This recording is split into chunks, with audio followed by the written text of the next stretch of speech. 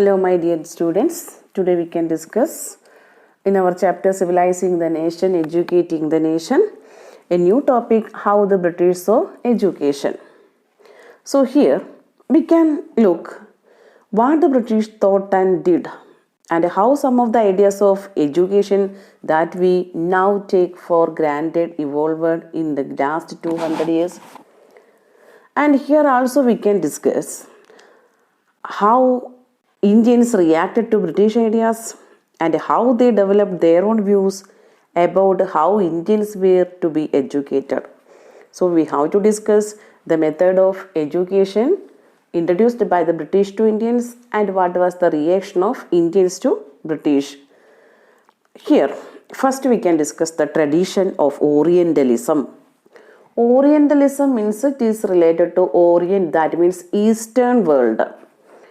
And see, some people, they are telling that those who are from the people from the West, those who are studying about the Eastern world, also called as what? Orientalist. And also this culture or history or art, everything related to Asia or East, known as what? Orientalism. So here, in the year 1783, a person named William Jones, he arrived in Calcutta as a judge in the Supreme Court that was set up in Calcutta.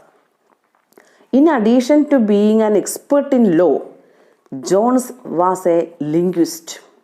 So, who was William Jones? He was a judge appointed in the Supreme Court that was set up in which place? At the Calcutta. And he was a linguist also. What do you mean by linguist? From the word itself, you will get the meaning linguist related to languages. So, linguist means someone who knows and studies several languages, known as linguist. Underline it. He had studied Greek and Latin at Oxford. He knew French and English, and also Arabic from a French, and had also learned Persian. So, he learned a lot of languages. At Calcutta, he began spending many hours a day with the Pandits, scholars, who taught him the subtleties. Subtleties means the quality or the deepness of Sanskrit language, the grammar, and the poetry. Soon he was studying ancient Indian texts on law, philosophy, religion, politics, morality, arithmetic, medicine, and the other sciences. So, what happened? Learning different languages, this William Jones also studied the ancient Indian texts.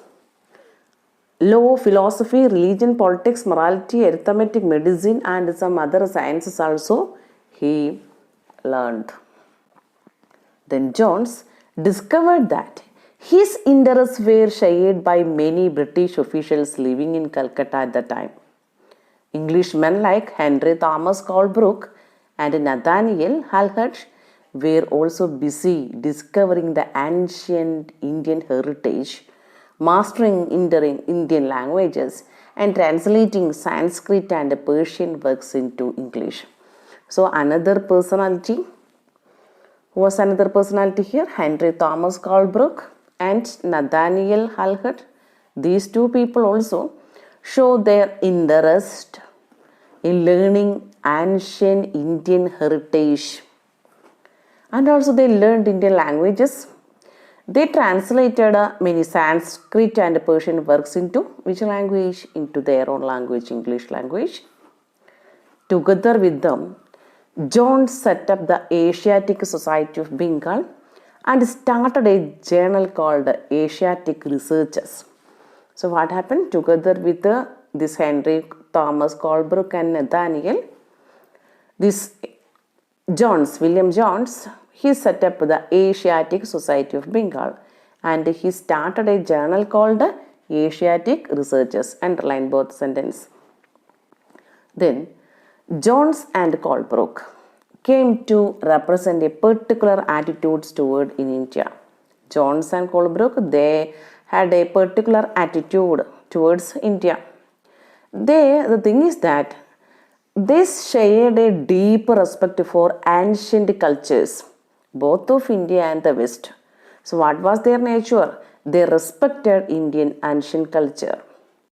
Indian civilization, they felt, had attained its glory in the ancient past but had subsequently declined. And these two people believed that India, in its past time, that much glorious, famous, at the same time, what happened? It declined, it lost subsequently. In order to understand, it was necessary to discover the sacred and legal texts that were produced in the ancient period.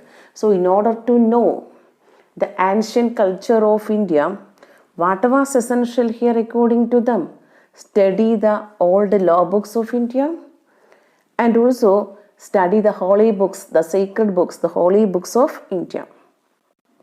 For only those texts could reveal, or only that textbooks can clear the real ideas and laws of the Hindus and Muslims. And only a new study of these texts could form the basis of future development in India. So this William Jones, he believed that only by studying the ancient Indian culture of Hindus and Muslims, then only they can plan the future development of India. So Jones and Colebrook went about discovering ancient texts. They tried to discover, to find out ancient texts, understanding their meanings, translating them, and making their findings known to others.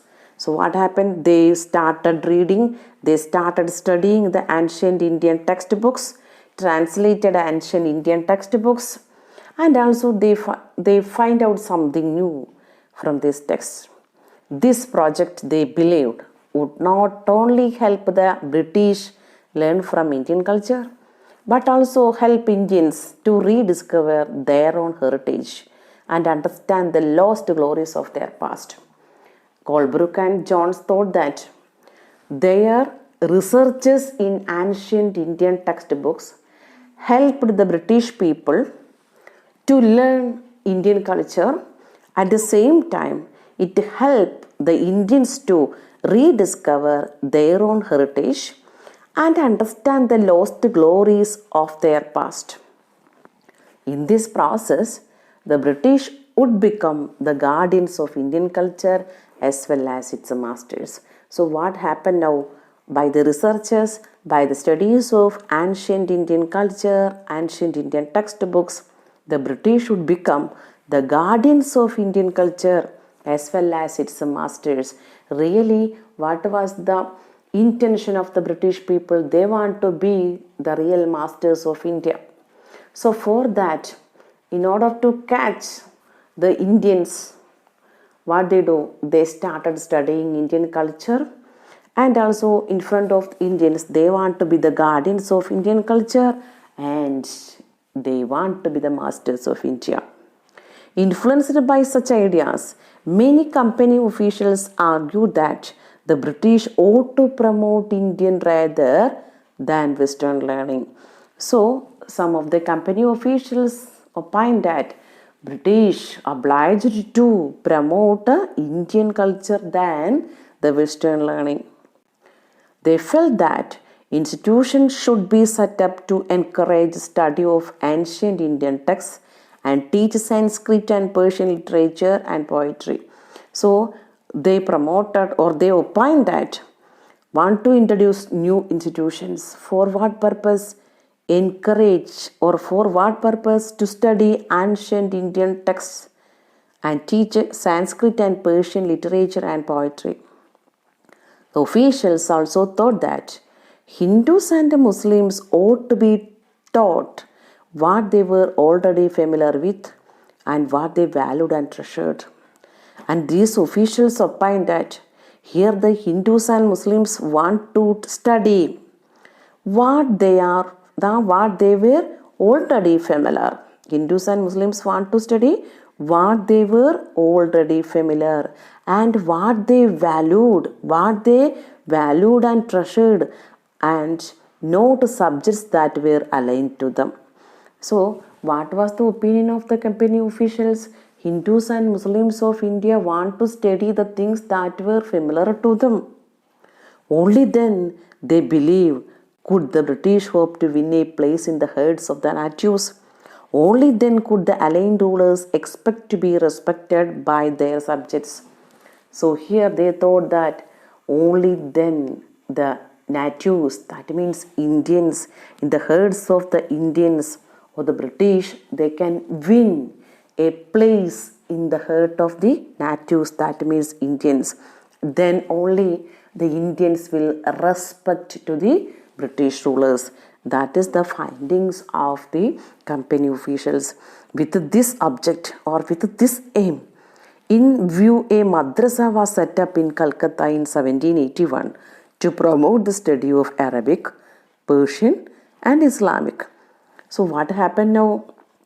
To win a place in the hearts of Indians, they start a new madrasa where in Calcutta in the year 1781. For what purpose? To study Arabic, Persian, and Islamic law. And in the case of Hindus, the Hindu college was established in Benares in the year 1791 to encourage the study of ancient Sanskrit texts that would be useful for the administration of the country. So, what happened now? This Hindu college established in Benares in 1791 for what purpose? To the study of ancient Sanskrit text. And they thought that it will be helpful for them, the administration of the country. But not all officials shared these views. Many were very strong in their criticism of the Orientalists.